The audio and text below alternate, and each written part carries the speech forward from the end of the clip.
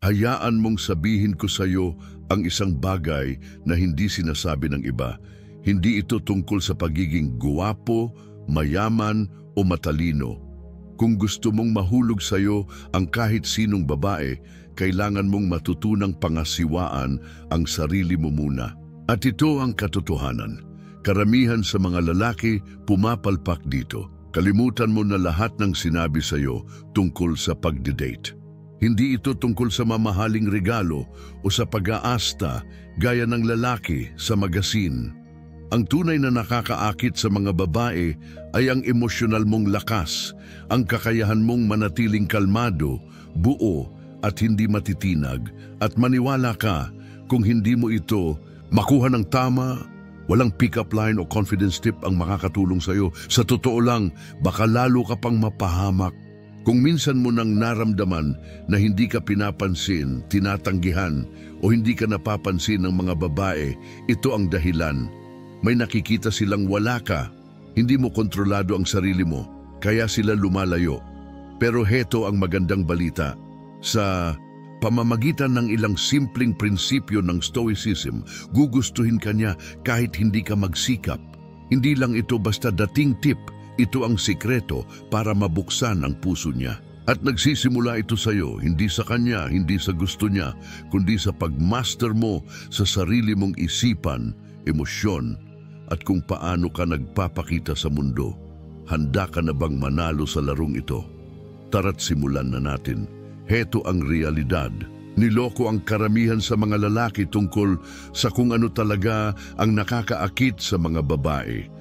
Sinasabi ng lipunan na habulin mo sila, pag-ulanin ng regalo o papuri o mas malala pa, magpanggap kang ibang tao.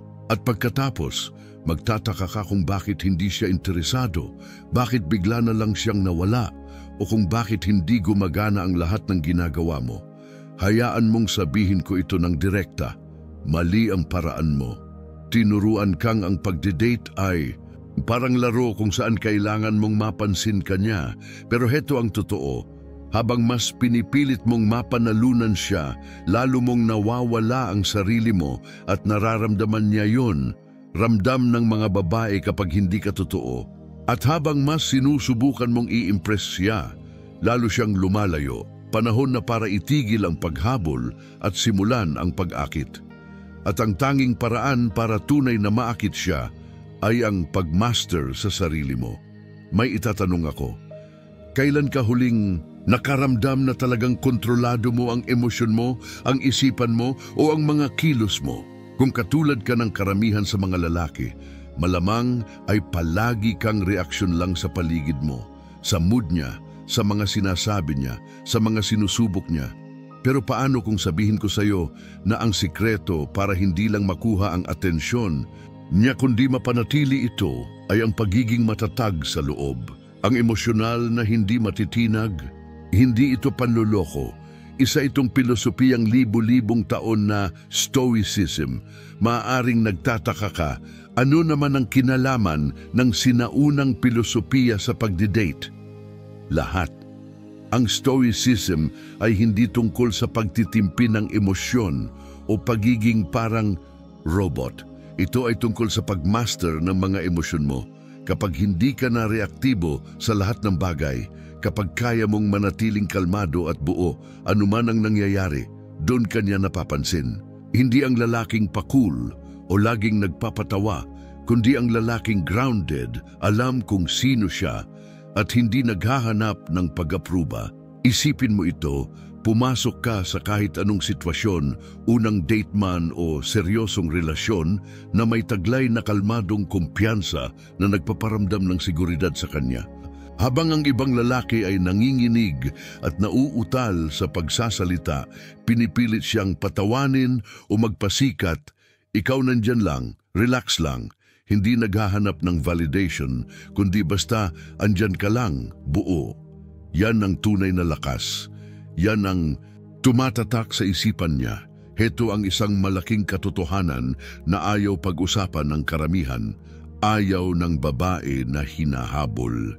Gusto nila yung hinihila sila papalapit. Sa sandaling itigil mo ang paghabol sa kanya, Ang pagpatunay na karapat-dapat ka ay siya namang sandaling may mararamdaman siyang kakaiba.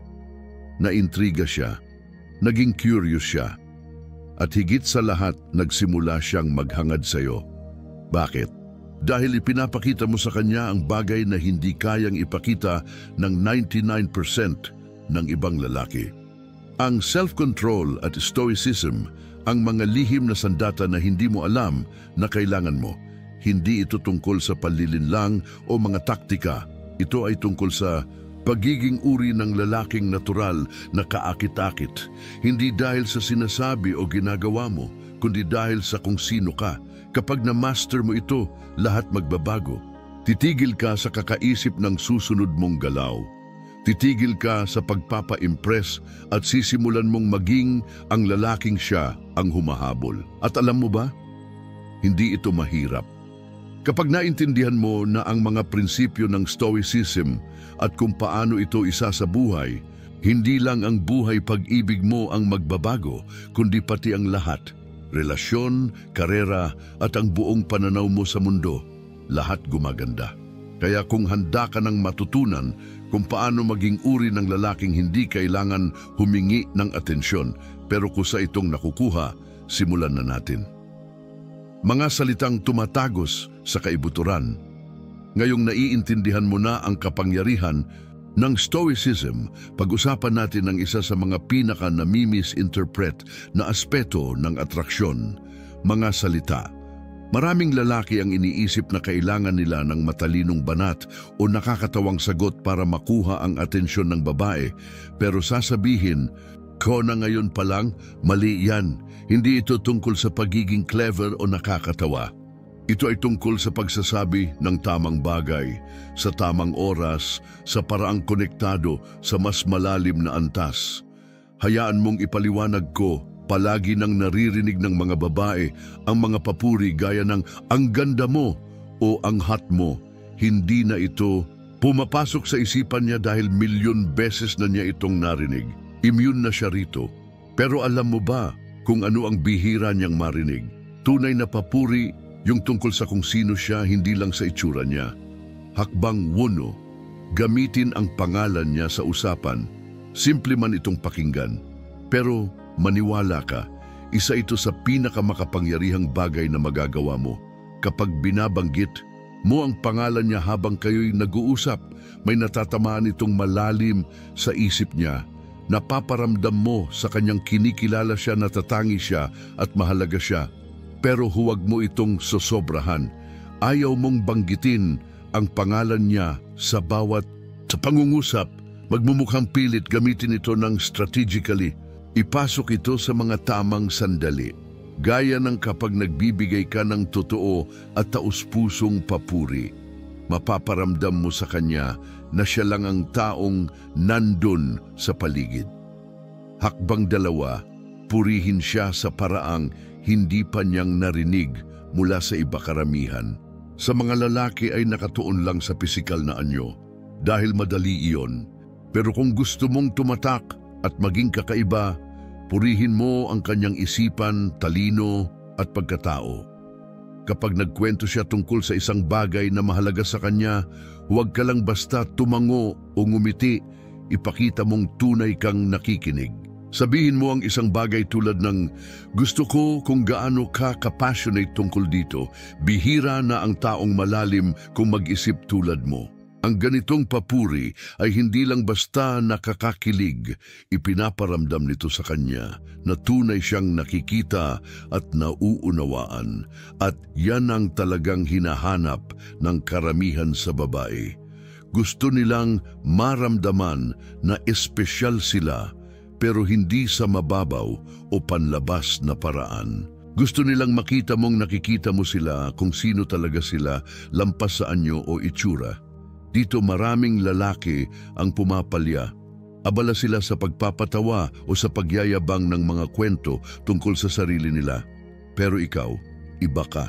Ipinapakita mong kaya mong makita siya sa paraang hindi nagagawa ng iba. Hakbang 3, magsanay ng pasasalamat. Isa ito sa mga bagay na madalas hindi pinapansin pero napakalakas ng epekto nito. Napapansin ng mga babae kapag pinahahalagahan mo ang maliliit na bagay na ginagawa nila. Kung may ginawa siyang mabuti o maalaga para sa'yo, huwag mo lang balewalain, kilalanin mo ito. Ang simpleng salamat ay malayo ang mararating, pero huwag mo lang basta sabihin ito. Dapat totoo. Kapag ipinapakita mong taos-puso kang nagpapasalamat, napaparamdam mo sa kanya na mahalaga siya. At sa mundong kung saan madalas baliwalain ng mga lalaki ang mga babae, game changer yan. Ngayon, pag-usapan natin ang isang bagay na karaniwang ginagawa ng mga lalaki. Tigilan ang sobrang paghingi ng paumanhin. Madalas ko itong makita. Mga lalaking laging humihingi ng sorry kahit wala naman silang ginawang mali, na para lang iwas gulo o mapanatili ang katahimikan. Hayaan mong sabihin ko ito, ang sobra-sobrang paghingi ng paumanhin ay nagpapakita ng kahinaan. Mas nirerespeto ng mga babae ang mga lalaking tinatanggap ang mga aksyon nila at tumatayo sa paninindigan nila. Kaya humingi ka ng paumanhin kung talagang kailangan. Pero huwag kang hihingi ng paumanhin dahil lang sa kung sino ka. Mga aksyon na nakaangkla sa stoicism, mahalaga ang mga salita, pero kalahati lang yan ng kabuuan. Mas mahalaga ang mga gawa mo. Pwede mong sabihin lahat ng tamang bagay, pero kung hindi ito tumutugma sa ginagawa mo, tapos na ang laro. Diyan pumapasok ang stoicism. Tinuturuan tayo ng pilosopiyang ito na ang mga kilos natin ay dapat sinadya, nakaangkla, at nanggagaling sa isang kalmadong panloob na kumpiyansa. Ngayon, ipapakita ko sa iyo kung paano ito gumagana sa totoong buhay. Aksyon. Una, masterin ang iyong body language. Maaaring tila simpleng bagay ito, pero dito kadalasang nagkakamali ang maraming lalaki. Laging may ipinapahiwatig ang katawan mo kahit hindi mo namamalayan. Kapag hindi ka mapakali, palipat-lipat ng timbang o iniiwasan mo ang eye contact, ipinapakita mo sa kanya na kinakabahan ka at wala kang kumpiyansa sa sarili mo. At kung hindi ka tiwala sa sarili mo, bakit siya magkakaroon ng tiwala sa iyo? Ang unang hakbang ay pakalmahin ang katawan mo. Tumayo ka ng tuwid, itapak ng buo ang mga paa sa lupa at i-relax ang balikat mo. Gusto mong maglabas ng kalmadong kumpiyansa, hindi tensyon. Mahalaga rin ang eye contact. Maraming lalaki ang iniiwasan ito dahil sa kaba, habang ang iba naman ay sobra kung tumitig na nagmumukhang nakakatakot. Ang tamang paraan ay ang stoic na balanse. Hawakan ang tingin niya ng ilang segundo, sapat para ipakita na naroroon ka sa kasalukuyan, ngunit hindi sobra para maging alanganin. Kapag tama ang timing mo, nakabubuo ito ng makapangyarihang koneksyon. Aksyon. Dalawa, kumilos ng may layunin. Isipin mo ang huling beses na pumasok ka sa isang silid. Nagmadali ka ba? Nakayuko, kinakabahan, at panay ang sulyap sa paligid? Kung oo, hindi ka nag-iisa. Karamihan ng mga lalaki ay ganito ang kilos nang hindi nila namamalayan. Ngunit tandaan mo ito, kapag mabilis kang kumikilos na parang walang direksyon, ipinapahiwatig mo na wala kang kontrol o kumpiyansa sa sarili. Ang mga lalaking may stoic mindset ay kumikilos ng dahan-dahan at may intensyon. Bawat hakbang ay matatag, kontrolado ang kilos at puno ng layunin. Hindi nila kailangang magmadali dahil alam nilang saan man sila naroroon, nararapat sila roon. Napapansin ito ng mga babae kung paano ka gumalaw, kung paano mo dalhin ang sarili mo. Kapag kumikilos ka ng may layunin, nagpapahiwatig ito ng lakas at tiwala sa sarili. Nagiging ikaw ang tipo ng lalaking hindi natitinag ng paligid. At napakabihirang katangian yan, kaya't lubhang kaakit-akit. Aksyon. 3. Maliit na gawa. Malaking epekto. Kalilimutan mo na ang ideya na kailangan mong gumawa ng engranding romantic gestures para mapalapit ang isang babae sa iyo. Ang totoo, ang pinakamahalaga ay ang maliliit na bagay. At hindi ko tinutukoy ang bulaklak o tsokolate. Ang ibig kong sabihin ay ang pagpapakita na talagang pinapansin mo siya. Maaaring nabanggit niya ang paborito niyang author ilang linggo na ang nakalipas, gayahin mong sorpresahin siya ng libro mula sa author na iyon. O kaya naman ay ibinahagi niya sa iyo ang isang personal na hamon na pinagdaraanan niya, kumustahin mo siya tungkol dito. Ang ganitong simpleng mga kilos ay nagpapakita na nakikinig ka, interesado ka, at may pakialam ka sa kanya sa mas malalim na antas. Itigil ang pagtangkang maging tagapaglibang. Maraming lalaki ang iniisip na kailangan nilang aliwin ang mga babae sa pamamagitan ng mga biro at kwento. Pero heto ang sikreto, hindi nila kailangan ng payaso. Ang gusto nila ay isang lalaking marunong makinig. Kaya imbes na pilit mong maging sentro ng kasiyahan, maging lalaking nandoon talaga, nakikinig, at hindi palaging nagsasalita. Maniwala ka, mas nakakaakit yon kaysa sa pagiging nakakatawang lalaki. Paglalapat ng stoicism sa makabagong relasyon, pag-usapan natin kung paano humarap kapag hindi naaayon sa plano ang mga bagay. Dahil ganoon talaga ang buhay. Maaring hindi gaanong maganda ang takbo ng date o baka bigla siyang lumalayo at hindi mo alam kung bakit. Karamihan sa mga lalaki ay mapapanik sa ganitong sitwasyon, pero ikaw, isa kang stoic. Hindi mo hinahayaang kontrolin ng panlabas na sitwasyon ang panloob mong kapayapaan. Senaryo 1. Kapag palpak ang date, maaaring hindi maganda ang daloy ng usapan o kaya naman ay nagkamali ang restaurant sa order nyo. Karaniwang susubukan ng ibang lalaki na ayusin agad ang lahat para lang gawing perpekto ang gabi. Pero ang isang stoic na lalaki, hindi niya kailangang maging perpekto ang lahat. Mananatili siyang kalmado, relax, at hindi naaapektuhan ng maliliit na abala. Alam niyang hindi ang sitwasyon ang mahalaga, kundi kung paano niya ito hinahawakan. At kapag nakita ng babae na hindi ka natitinag sa mga maliliit na bagay, mas magiging komportable siya sa iyo. Mas mararamdaman niyang ligtas siya sa presensya mo. Senaryo 2. Kapag nagsimulang lumayo ang babae, ito ang isa sa pinakamahirap na sitwasyong hinaharap ng mga lalaki at dito rin sila kadalasang nagkakamali. Kapag naramdaman nilang lumalayo na ang babae, agad silang natataranta. Mas madalas silang mag-text, tumawag at paulit-ulit na iniisip kung ano ang mali nilang nagawa. Ngunit ang hindi nila alam, ang ganitong reaksyon ang lalo pang nagtutulak sa babae palayo. Ang isang stoic na lalaki ay nauunawaan na hindi niya kayang kontrolin ang kilos ng iba. Ang tanging kontrolado niya ay ang kanyang reaksyon. Kaya sa halip na habulin siya, mas pinipili niyang umatras at bigyan siya ng espasyo. Sa pagitan ng distansyang iyon, napagtatanto ng babae na hindi ka tulad ng karamihan, hindi ka desperado sa atensyon niya. At doon siya nagsisimulang bumalik. Maaaring ito'y taliwas sa nakasanayan mong gawin, pero ito ang mas epektibo. Mas naaakit ang babae sa isang lalaking hindi nangangailangan ng kanya para maramdaman ang sarili niyang halaga. Kapag ipinakita mong hindi ka natatakot na mawala siya at buo ka bilang ikaw, anuman ang mangyari, nagbabago ang buong dinamika. Bigla siya na ang hahabol sa iyo. Maging totoo sa iyong sarili sa huli.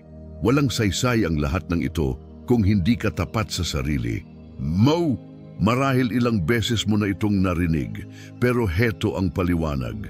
Ang pagiging totoo sa sarili ay hindi nangangahulugang pagiging kampante, tamad o pagtanggi sa pag-unlad. Ang ibig sabihin nito ay tanggapin mo ang kabuuan ng kung sino ka, pati ang mga kahinaan mo, at ipakita mo iyon sa bawat sitwasyon.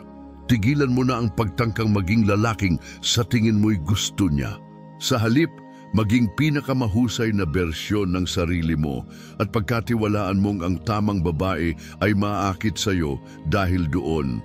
Masterin ang iyong sarili. Kapag tunay mong na-master ang sarili mo, titigil ka na sa paghabol sa mga babae at sa paghahanap ng kanilang pag-apruba. Sa halip, isinasabuhay mo ang layunin mo, buo, may direksyon at may paninindigan. At kapag ginawa mo ito, may mangyayaring hindi mo inaasahan. Sila na ang kusang lalapit sa iyo.